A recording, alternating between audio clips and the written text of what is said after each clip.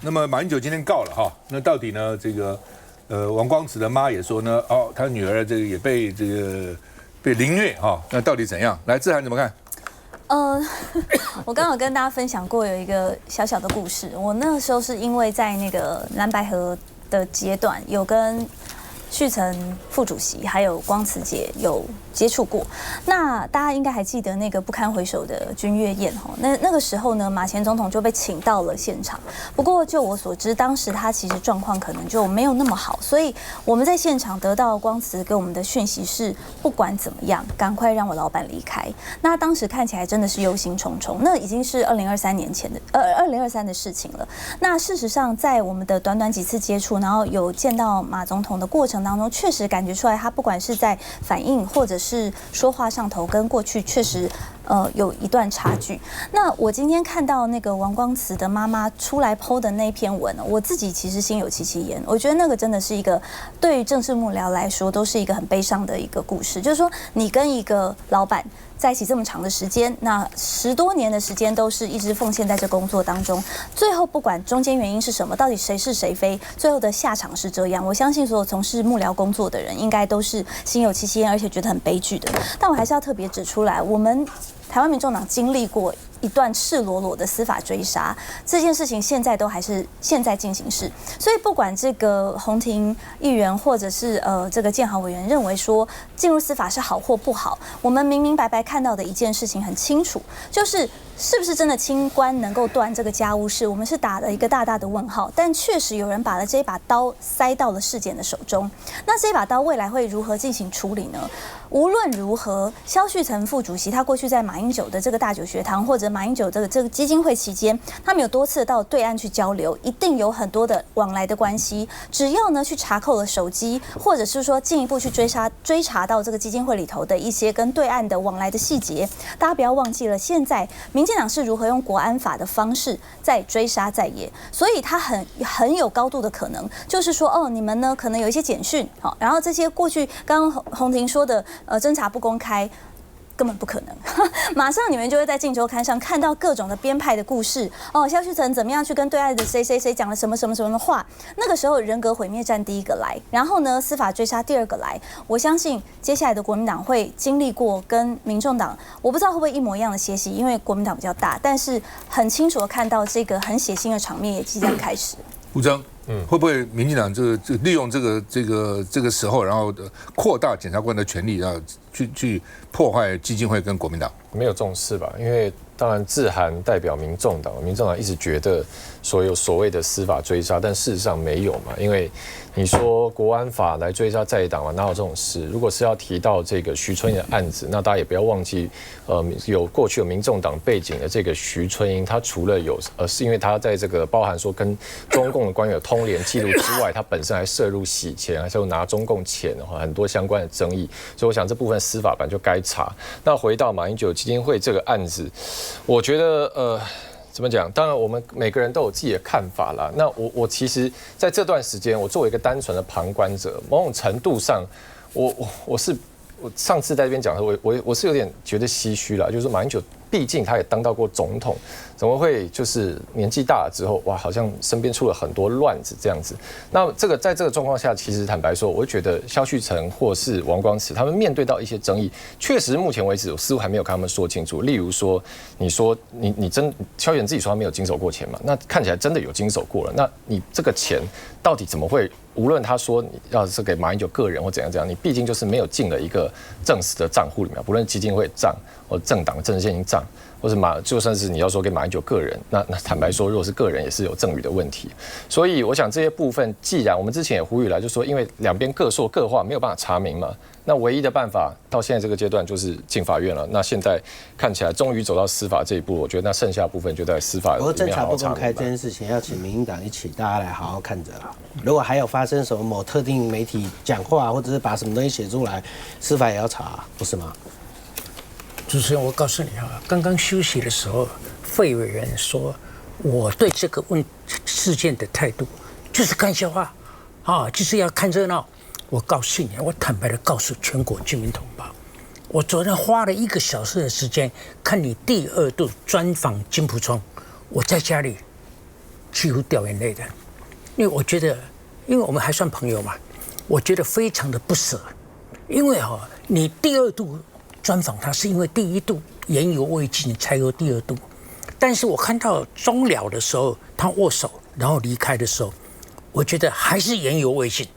我覺得為什麼呢？因為這個主軸沒有抓到，而且我覺得金溥聰現在70歲了，也不比當年精明了。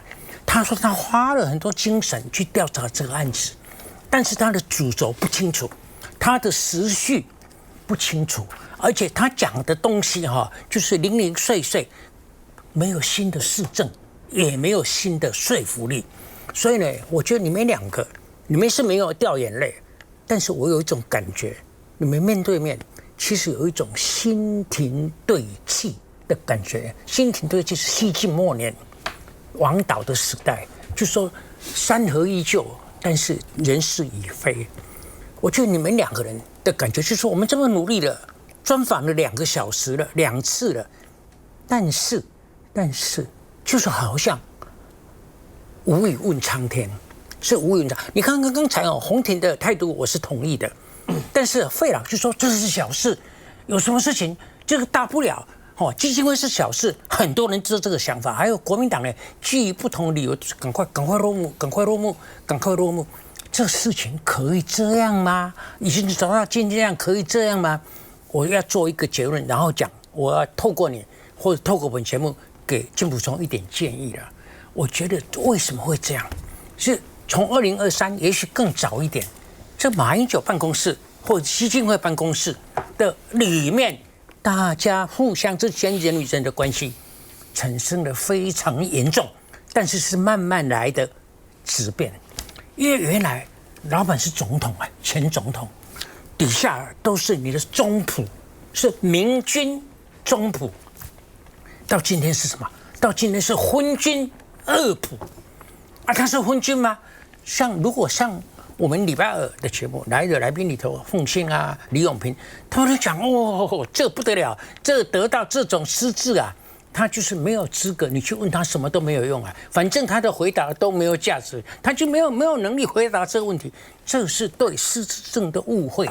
如果馬英九今天已經到了這個程度，那這個案子就結了，對不對？這就好像馬英九死了一樣啊，就廢人了嘛，不是這樣。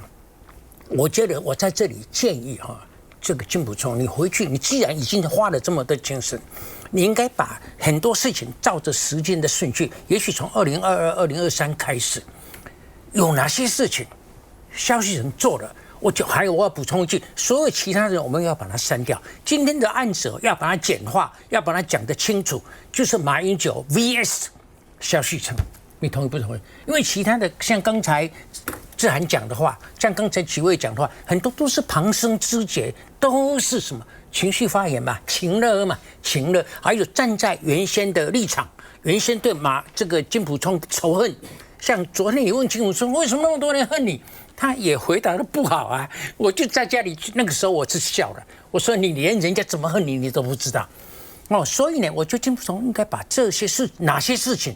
就是現在馬英九認為你們不該做的事情，那蕭旭岑呢？他們認為這些事情不該，我們都有報備啊，我們都有請示啊，我們都有報告啊，但是馬英九說沒有，這第三，馬英九說沒有，好，那這個說沒有是因為你病了，你都忘了，就來回就是這樣，你們不應該，你們這個辦公室裡頭以前對我這麼尊敬，對我這麼愛護的，現在做了這些狗屁倒灶的事情。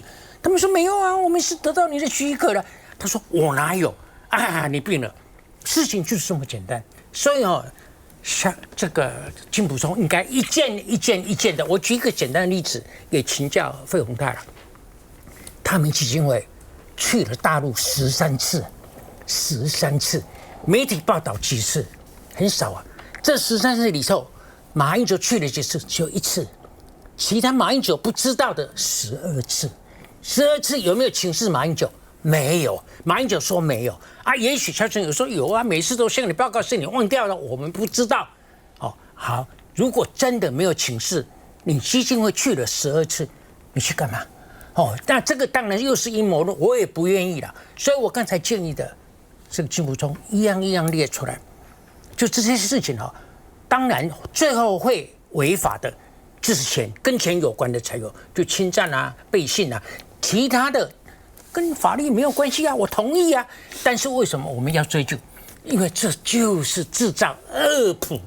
我跟你講，我們老了以後，我們就昏庸，你知道嗎？皇帝也一樣，乾隆也一樣，這個毛澤東一樣，張榮發也一樣。我們老了都會昏庸。昏庸的時候，最忌諱的就是你相信一個、兩個人，尤其是相信女性。這個我跟你不要誤會，你不要誤會，這個你可以做專題研究，這樣不行吧？當然也有男的啦，对，男的就是太监嘛。我跟你講，男的会落入这個角色的，杨度就寫了宦官啊。宦官呢？宦官不是女性化的男人嗎？還是啊，我告訴你，他們才能夠把他圍住，杜絕所有外來的接近。孩子不能見爸爸，原配不能見老公，他就專門去把持做他的壞事啊。然後呢，東窗事發，沒事，因為他昏君了，他聽不懂，他沒有管，就是這樣啊。這個不要追究嗎？當然，以現在國民黨就說趕快落幕，趕快落幕，事情太小了，何必這樣丟人現眼？我也同意啊，我站在你們的立場，我也同意啊。但是走到今天，可以這樣嗎？可以。如果這個，我跟你講馬英九 VS 蕭旭岑，你們兩個人都是冤枉的嗎？也許，但是一定有一個人被冤枉的比另外一個人厲害，你同意吧？那兩個人也許都認為我是正的。對方是邪的，但是有沒有可能兩個都是正的？有沒有兩個人可能都？我覺得不可能，一定有一正一邪，或者兩個都有一點邪，但是有一個一定比另外一個邪。這個走到今天，要不要追究？當然要給國人一個交代。我跟你講，這個事情交代清楚以後，國民黨的聲望不降反升，放心啦的時候，和稀泥才會讓國民黨永遠的往下掉。不过基本上這樣了你問我其實我是本來覺得能夠不到法院最好嘛，因為檢察官會知道你真的不知道，不知道，我懂。但是現在既然到了法院了，就雙方就不要再放話了啦，就到法院去，不要這邊又搞一個，那邊又搞一個。既然到法院，那馬英九也說，他這個叫檢察官去查，那既然這樣子。那就到法院去看怎樣，大家各提事證嘛，也只有這樣。在外面你講一句，你講一句，我就要辯一句，我辯一句，你要辯一句。既然到法院，原來吵是說大家能不能這樣到時候不上法院，但既然上法院，就不要在這個法外生事了，大家都不講了，從此到法院去辯論，就要再回來。你看現在延伸到媽。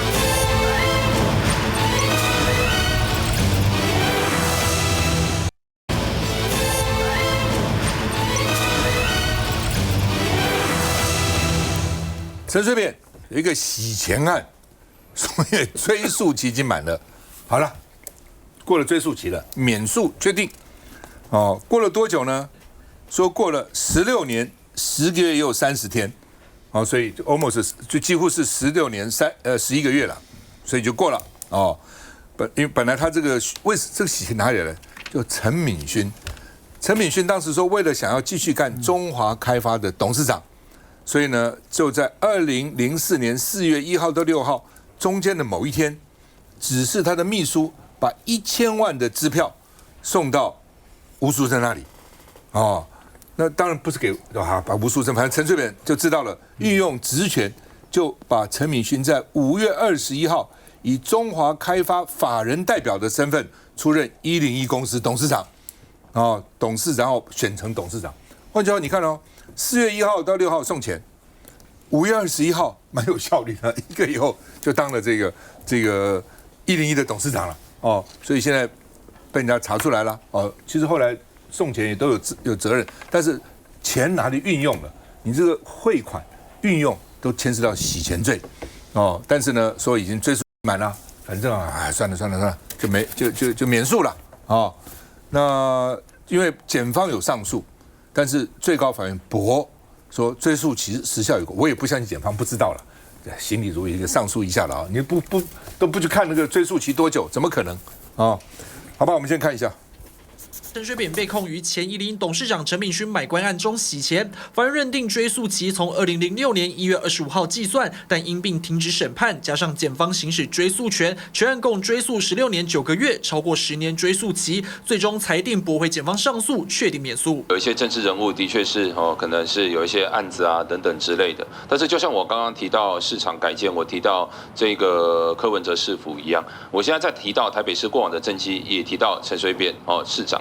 這個都是因為呢，他們在他們的任內都的確有一些值得參考的事蹟。沈伯洋無懼陳水扁曾涉多起弊案入監，仍選擇同台。現在洗錢案又因到期免訴，在立委痛批司法跟執政黨根本是上下交相賊。他應該服的刑責還沒有服完，可是保外就醫了10年時間，不就是有點上下交相賊嗎？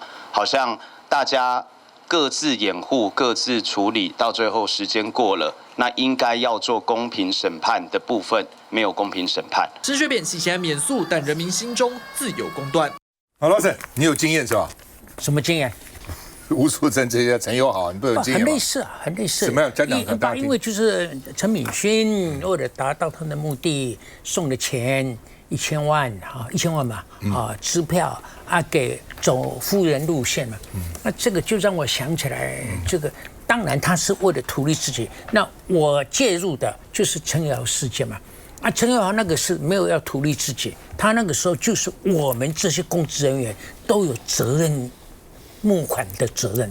所以對額度所以呢，陳友豪是很好心，因為他有錢嘛，所以他幾個好朋友像陳潭山啊、呂秀蓮啊、我就是你們的責任額，你們都有困難，所以呢，你們的責任額我都負擔一部分然後呢，一筆比較大的。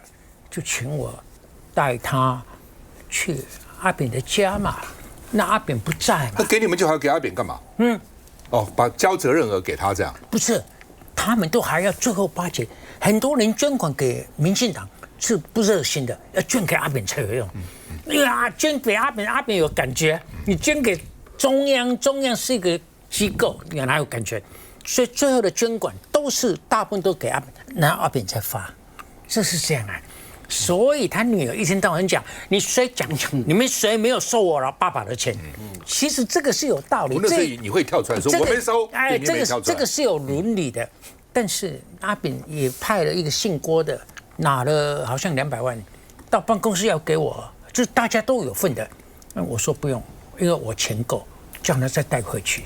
你知道嗎？阿扁有沒有嘉獎你後來？沒有。阿扁當然這個就你不收回來，那就當做沒有這件事情。所以這件事情那個時候是不是合法？是合法的，這個是合法，那個時候是合法的。但是為什麼會有事怎麼會？那個是捐獻是合法的、合理的。為什麼有事？吴淑珍否認我們去過他家嘛，這個是天大的謊言啊！你知道嗎？你否認以後怎樣？連我們去過他家都不承認。我跟你講，我們去過他家，錢繳了以後，我們離開，在車子裡頭有司機啊，有那個陳友豪，有我阿扁還很快他沒拿到錢，還是有反應的。這個陳吳淑珍馬上打電話給她老公錢退掉，給陳水扁，陳水扁馬上打電話給陳友豪，陳友豪在車子裡頭坐在我旁邊，阿扁 acknowledge。錢到錢了，是這樣啊。故事的真相是這樣，但是這一切都合法，都合法。壞就壞在夫人你否認，你否認就完蛋了，對不對？我否認為什麼完蛋？沒修是不是因為選舉正在選舉所以總統的候選人的夫人說謊你怎麼不認識你們說謊？為什麼是他說謊？因為他否認我們去過。我懂嗎？那否認這樣，那沒見過你不行嗎？不這個你有證據？不因為陳友豪堅持有這一回事嘛。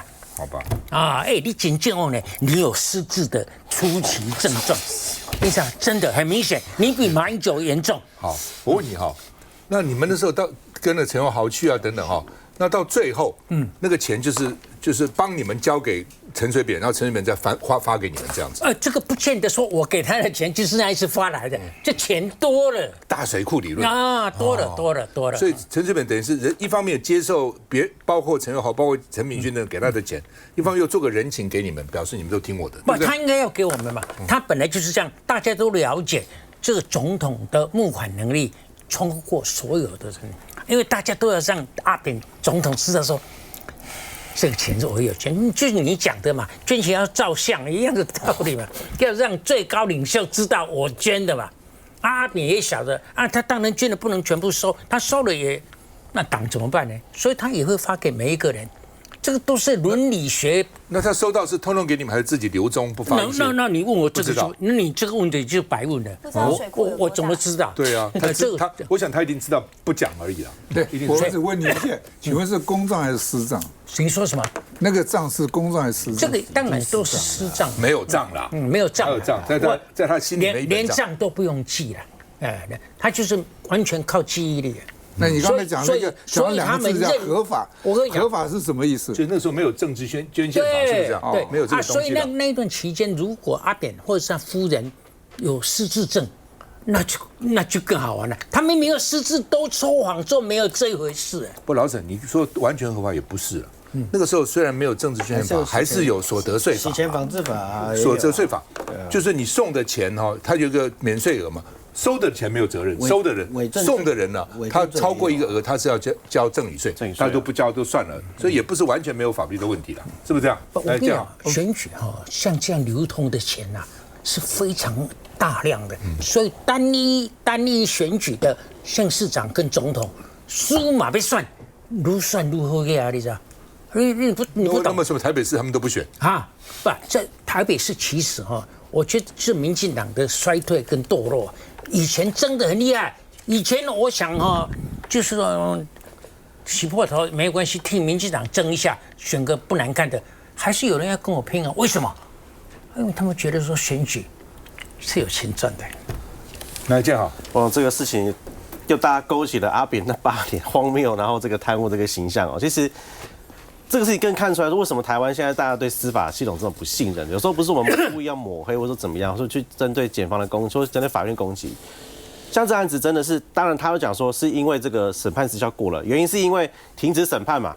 但停止審判這件事情跟這個追訴期並沒有掛鈎，就說追訴期的這個時效照樣在跑，然後停止審判已經發生了，所以2015年停止審判，然後到現在已經2026年了，然後完全什麼事都沒有發生，所以他時間繼續跑，所以這就是表示說。我相信司法院也知道，檢察官一定也知道，就整個司法系統一定知道這個法律上有存在這個時間的落差，然後從頭到尾都沒有人要去解決，就要慢慢拖過時間，然後發現好吧，那我現在上訴一下啊，時間到了，好算了，過了。所以這其實真的是我們整個司法系統的失職。那反觀剛剛像提到這個士林地檢署這麼快就去分開去辦馬英九基金會，你就像這效率總差這麼多。如果你們用同樣的精神跟效率去發現這件事情，然後提相關的修法去。把這個事情拿出來講的話，我相信立法院一定會配合嘛，趕快如果實務上有這個問題，把這個洞補起來。那今天剛好因為阿扁的問題，阿扁這個事情讓大家才就再次發現這個事情。但我想後續，當然立法院黨團這邊一定會提相關的修法去補救，說不要再讓這種事情發生。就是說，只要把時間拖過去了，你貪污再多的錢，你犯再重的罪，我只要能夠撐過所謂的保外就醫，撐過停止審判這個時間點，追訴期過了，我就海闊天空，什麼時候不會發生？休息一下再回來。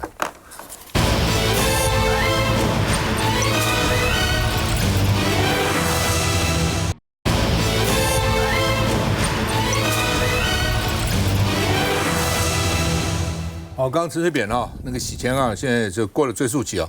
台南市前副市長叫嚴純佐的兒子叫嚴大軍，說吸金上億，啊，二審改判2年，但是可以緩刑，緩刑就不關了嘛，啊，就不關了啊。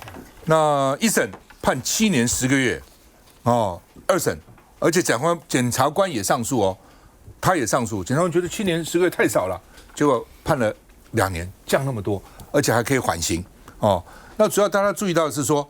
他不只是說是前台南副市長這個兒子，他還在外面吹牛說他是賴清德是他的乾爹，他賴清德的乾兒子哦，就用這種來招搖撞騙哈，就居然這麼輕判而且緩刑哈，所以他講賴神是我乾爹。我插一句哈，可以從7年到2年緩刑，哦，這個鬆緊度，差那麼多，真的太凶了。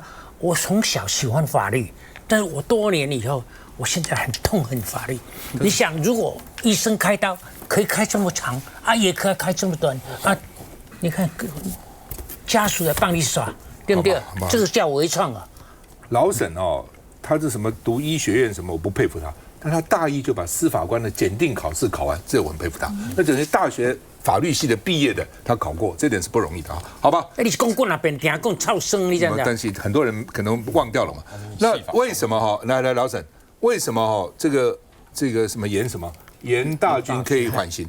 因為他說哦，他有學習障礙，所以他有一個鑑定報告。因為這個鑑定報告，他所以緩刑有問題。為什麼學習障礙？我也不知道他學習什麼呢？為什麼騙錢的那一部分沒有障礙？好吧，對啊，那不你要問檢察官嘛，好吧？好，昨天黃仁勳又搞一個趙元宴，哇，好多大頭，台積電的這個董事長啦，哦，這個台達電的蔡力行啊，哦，這個林百里啊等等，這林百里的這個副董事長都來了，哦，所以叫做趙元宴，不得了啊、哦。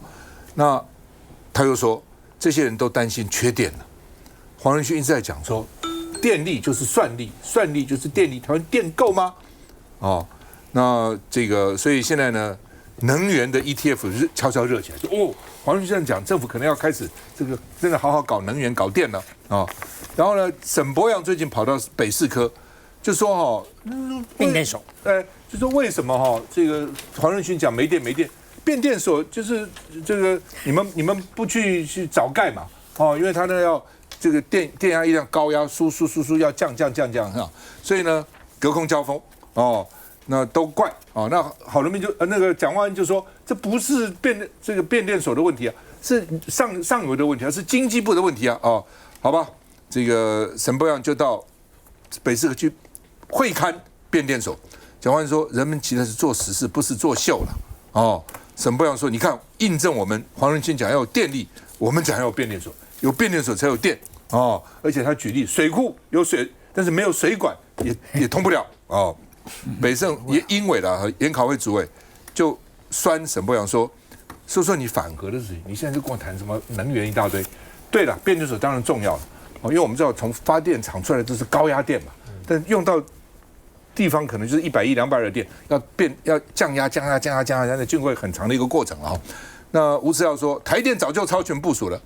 但是你們藍白把我們200億的預算刪掉了，所以呢，北士科變電所蓋不起來，哦，到底怎麼回事？我們看一下。一有高低的落差的話，當時這邊就可以變成一個2樓的入口。談對未來供電北士科的文林變電所規劃，民進黨台北市長參選人沈伯洋帶領自家立委議員以及台電經濟部前往會勘，卻遭國民黨議員批評先前抹黑市府地方，現在台電北市府有共識，就來作秀拍照割到位。我不希望這個變成是一個政治題，這什麼收割啊，或者說今天等等的問題，我覺得這個都蠻沒必要的。昨天我們已經和台電達成共識。那雙方也都從善如流。張思剛說的，誰在搶功勞，誰在割稻尾，恐怕是蔣市府吧。吳思瑤不必搶這個功勞，我覺得這場選舉到目前為止看起來是吳思瑤在選。不過這是在轉移焦點嗎？畢竟沈伯洋過去說會打執行長黃仁勳說缺的是能源而非電力，現在卻似乎遭狠狠打臉。這不就印證了我們這幾個月一直在講的事情，就是你電力必須要能夠輸送到輝達嘛。你電力如果要能夠輸送到輝達，你就必須要有變電所。昨天也表達非常明確，台灣需要更多的電力，也希望中央政府能夠給予包括多元、安全、穩定的電力組合。不過文林變電所最終雙方有共識，採半地下型的方式興建。吳思瑤雖感謝北市府起義來歸，和台電更是一搭一唱，說早在去年就送案給北市府。我知道98年當時好，從98年到去年，台電有來表達過說，哎呀，我欠你們一個變電所，欠了10幾年了，欠北士科一個變電所。我們收到是2025年5月26號，還更晚了哈。蔣市府一錘定音，說是台電拖了16年才送案，畢竟牽動北市高科技命脈，北士科發展，這用電議題恐將成為未來2026攻防戰場。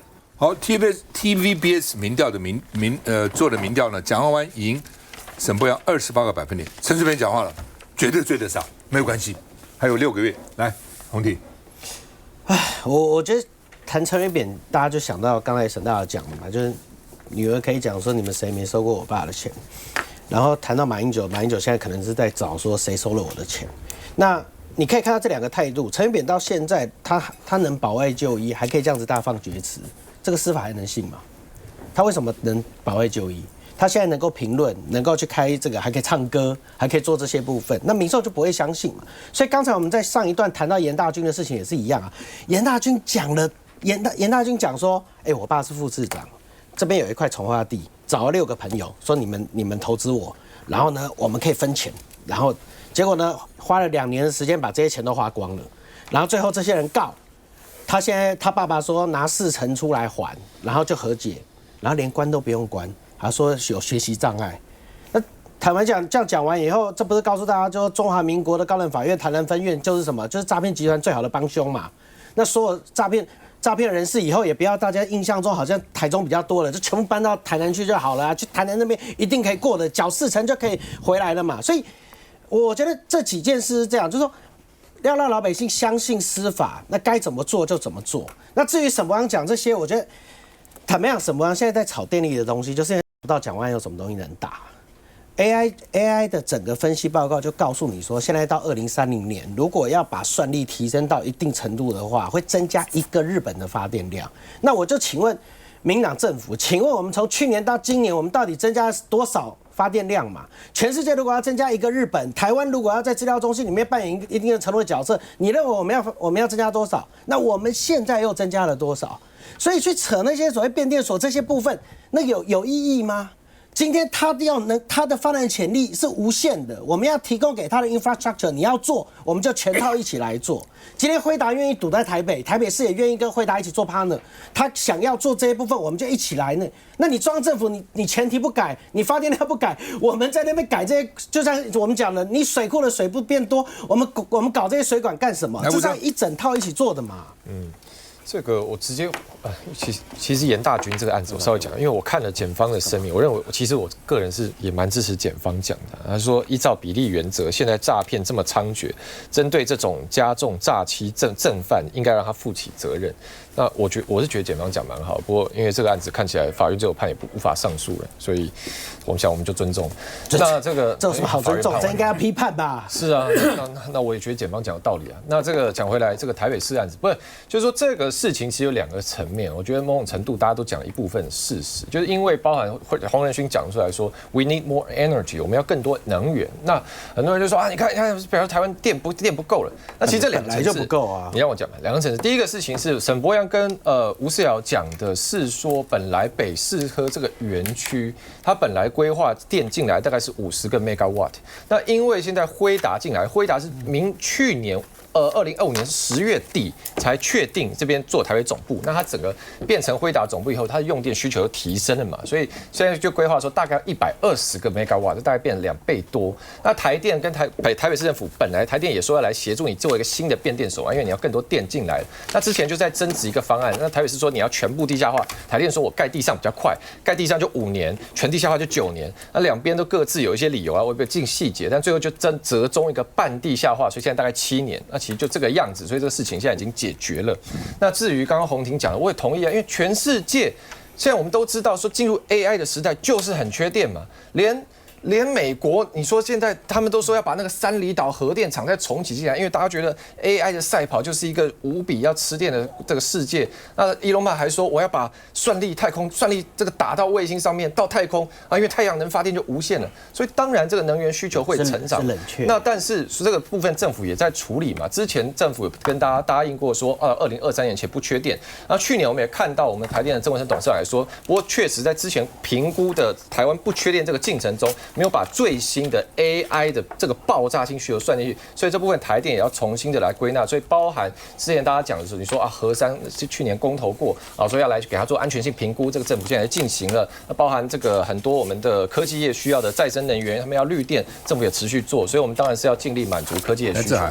我覺得吳思瑤在這個過程當中，他講了一句話，說政府早就超前部署了，2025年就超前部署，然後還說呢，又是藍白山預算，所以呢，這個變電所又怎樣，完全胡說八道。大家還記不記得在2024年的時候，台電的這個曾文生董事長他說什麼？他說呢，因為電力不足，所以呢，桃園以北不再核供5 megawatt 以上的資料中心。當時輝達還沒有確定要在台北，然後呢，南部也在搶，但最後輝達確定要在台北落地。可是這個過程當中，中你看到什麼？就是刻意要把這個台北有點打壓，就說你桃園以北的部分我盡量不核工。而且當時陳世凱還在當發言人哦，他說對北部的電力不足哦，而且北部的用電量呢，一年要用掉900億度，可是當時發電量只有750億度，可是政府還是要告訴你什麼？他明明告訴你北部的用電不足，然後呢，這個電力不夠哦，用電很凶，但是電力不夠，但是他一方面又說，我們要非核家園，然後呢又不願意去開發多元的能源。那沈伯洋呢，現在把整個問題限縮在一個變電所，變電所這個東西真的只是最末節的一個環節，它需要中央跟地方還有居民的溝通，這件事情是3方一起做，但核心是什麼？你就是要有源頭的 energy 嘛。然後沈伯洋還在那邊瞎扯說，黃仁勳不是在說 electricity 這東西根本就是不需要去爭執的東西，重點就是你的多元能源在哪裡，然後不要在那邊搶收割了，因為中央政府原本是沒有在做超前部署這件事的。我最不解的是說，蓋一個地下的變電所要9年，你蓋什麼啊？你蓋核電廠啊？地下挖一挖做一個變電所要9年了，台電說要9年時間。你這個效率在什麼地方？給他笑死了！我告訴你，你台電告訴我們，到為什麼要9年？所以他原來台北市政府希望放在地下，因為附近居民有抗議嘛，不希望在地上嘛，那埋在地下，对不对？現在很多電線桿什麼也都要到地下去了嘛。哦，從我當議員開始就幫大家爭取啊，地下，對，你也是嘛，對不對？幫這個電線桿地下化，這地下化是很正常的一件事啊。9年時間，你台灣這個效率真是被笑死了。所以你怎麼台電要9年時間？休息再回來。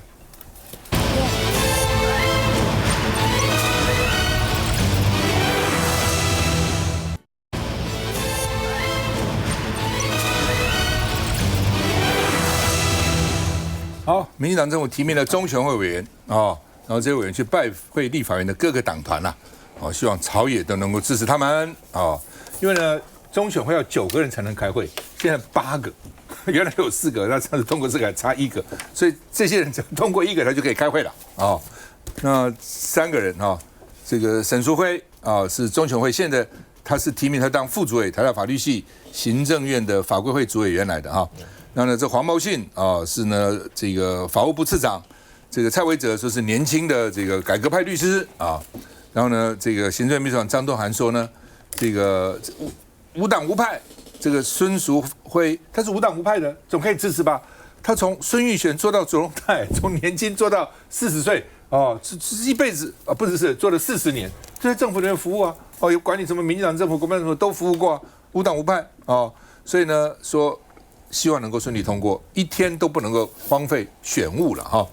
國民黨團是說希望能夠超越黨派，要獨立行使職權。哦，有很多人號稱是無黨無派，比那個有黨派還更堅貞啊，更忠貞啊。哦，所以呢，希望真的能夠無黨無派，真的能夠獨立，有黨有派其實也無所謂，但你一定要獨立，你在行使職權不能去想到黨派的問題了。哦，那陳超之委員就說，中選會不應該淪為執政黨的工具。哦，廢話嘛，本來就這樣，不管他還講的，人家也表達意見嘛。那另外呢 ，NCC 委員人也不夠啊。所以呢，說在徵詢中有確定會盡快提名，就是你事先你跟黨，你不要提名來就去拜會，你提名之前就大家先溝通一下，這些人是不是大家認為說在社會上有親望的、公正的，而且大家願意支持，就比較容易嘛。你當然提完名再來講，當然就有的時候就不見得那麼順利了。我們看一下。3位中選會委員被提名人拜會國民黨團，3人臉色完全沒表情，倒是行政院秘書長張敦涵笑容滿滿，畢竟老同鄉就在眼前。在這個下雨的日子，那謝謝我的老同鄉林佩祥委員。身為立法院最大的在野黨，對於中選會人事的審查，我們絕對會秉持實質審查、嚴格把關的原則。被提名人馬不停蹄來到民眾黨團，雙方私下寒暄，看來聊得不錯，但馬上民眾黨團就送上慣例的問卷，10大問題靈魂拷問之外，陳昭姿也在加碼。我從來就不相信32:0會成立。我的意思說，為什麼某一個陣營的罷免案都會成立，某一個陣營罷免完全不成立？結果選民還給你們相反的答案。我們用32:0還給你們答案，告訴你們是有問題的。那早上我也請3位被提名人，務必在各個黨團所希望的時限之內能夠回復，依照他們的專業回復。畢竟還是要強調中選會是獨立運作的機關。按照中選會組織法規定，委員需9到11人，目前委員只有8人，仍差1人才能達到門檻。這次3位被提名人，副主委人選沈淑妃有40年左右的法規與實務經驗，蔡維哲則是長期投入弱勢西拉雅族人權益的律師，黃謀信歷任屏東、台中、澎湖的檢察長，對查賄選有相當豐富的實務經驗，都有這個法政的專業，那也有豐富的實務經驗。那重點是他們是無黨無派，希望朝野政黨都能夠理性、務實的來審查這3個人的人事同意權。備戰年底大選，要查賄選助選務，鄭運喊出中選會委員缺一不可。來，這個志涵。我們今天就是在黨團呢，那個張敦涵秘書長親自率領，還有這個副秘書長阮昭瓊副秘一起來到民眾黨團。那老實說，今天的氣氛比上次來說是確實是比較好，因為上次那個張敦涵秘書長呢，他拿出了一個牛皮紙袋，然後這個牛皮紙袋呢就說，告訴你們黨團啊，你們提出来的這個不在籍投票啊，大家都反對啊。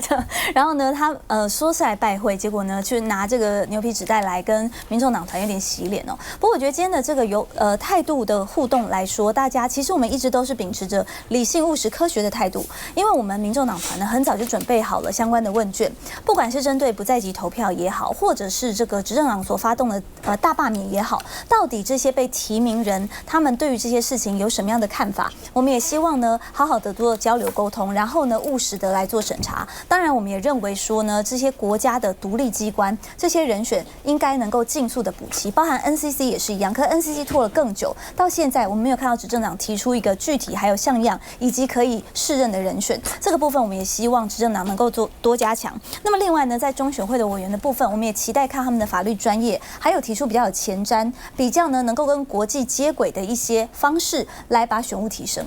來，洪庭，我覺得其實回歸到最大的問題哦，我倒覺得就是說，就像剛建豪所提到的，就大家在 AIT 的這個會議裡面，那連美國人都在講，就是說曾經有這麼多分歧、意見分歧的，那大家還是能夠為了一個國家，大家一起努力。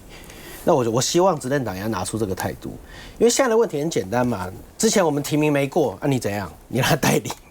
那你有在尊重民主制度嗎？你有在尊重所謂的這個多數跟民主程序嗎？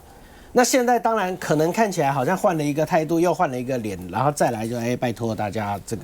那我覺得身為在野黨，大家最想問的就是，你執政黨到底要不要 follow 原本的民主程序，就是多數決定這件事情嘛？那如果你還是不認，那說老實話，你再提多少人也是一樣的結果啊。那我們就要面臨到一個所謂的這個民主的 deadlock， 就民主的僵局，那民主就有可能會癱瘓。所以這是執政黨自己要考慮清楚的問題，因為整個的核心問題其實是在賴總統的態度身上嘛，就是賴清德的態度而已啊。你要認還是不認？你投票是不是多數人說了算？那如果這些規矩都沒有了，那國家就是亂七八糟嘛。就像我們剛才所提到的，就說今天最簡單的就是，今天如果連一個店，說老實話，店我們在節目上已經講了多少次了。如果連一個店今天到了國家發展的危機重陽之秋了，你們還要硬講說沒有缺電的問題，沒有缺電的問題，沒有缺電的問題。那然後外商來看到我們就講，就是說啊，我們要看有多少電，我們才能決定能做多少事。但你們政府一直講沒有缺電的問題。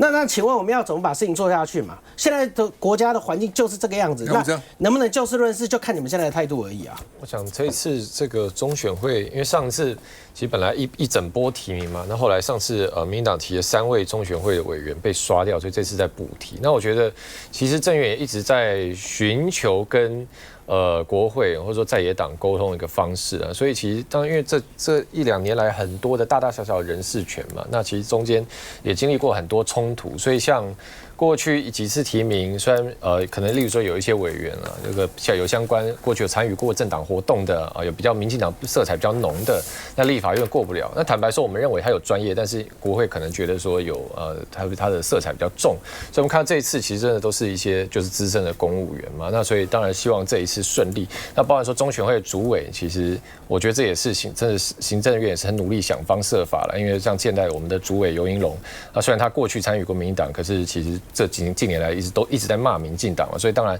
民进党参与民进党，对，参与过来就是他近年来很多批评啦，所以我觉得郑运也是希望去表现说，你看我真的是也把中立性摆在很前面了哈，来去跟立法院做一個說服了，所以我當然希望說接下來可以突破。來建豪，有黨有派沒關係，但重點做中立不中立，能不能根據客觀事實來說？就像游盈隆有黨有派啊，可是大家會同意嘛？因為就是看你講什麼話嘛。那也就是提了3個裡面，叫黃謀信是現在的法務部政務次長，那法務部過去中立嗎？那法務部過去不中立的話，現在這個人要來當我的中選會委員，我們怎麼去接受？所以核心問題還是回到說，你有提名權，但立法院多數的在野黨是有同意權。憲法這樣設計就是希望說大家要協商要討論，那你不能每次都說你先提完，然後再跟你說說服說啊，這些人很棒很中立，拜託你接受一下。可是問題是，我們就根本不認識這些人，或是不知道他過去發生什麼事情，必須在質詢之後，我覺得大家才會有一個比較明確的方向了。來，陳委員，把制度是這樣設計，因為你國會有同意權，但是這些紛紛擾擾到目前很多缺額都沒有補齊，是朝小野大的衍生物嘛？那最後呢，你搞成這個樣子，你對政務的推動有麻煩，所以現在就是到最低階。最沒有意識形態的2個東西，一個是中選會，一個是 NCC 嘛。所以呢，我覺得中選會現在挑出來的人大概也沒有什麼大瑕疵。如果你們國會在野黨覺得還可以的話，我覺得不要過度拿翹了。你知道，因為現在我起毛起賣起來，所以攏在順毛，愛說個說好歡喜，說好爽快，那沒爽快哦，他就找原因跟你拿翹。我覺得哦。政局搞到這個樣子是非常非常惡劣的。不過民進黨就認為說了，這怪在野黨，怪在野黨。我講實話，然後最後通不過，責任還是執政黨負嘛，因為你是當家嘛。我判斷到最後這3個大概起碼會通過1個了，讓政權能夠開會了。對，而且啊，因為獨立機關的 suppose 應該是公正的，但是就是前幾年有獨立機關的委員做一些不公正的事嘛，對不對啊？那現在還有一個事，我要跟我的感覺了。舉例像 NCC 的時候3個，我要補4個，那這4個行政院長說好，我按照政黨比例來分配啊。可是在立法院，尤其在在野黨上，我這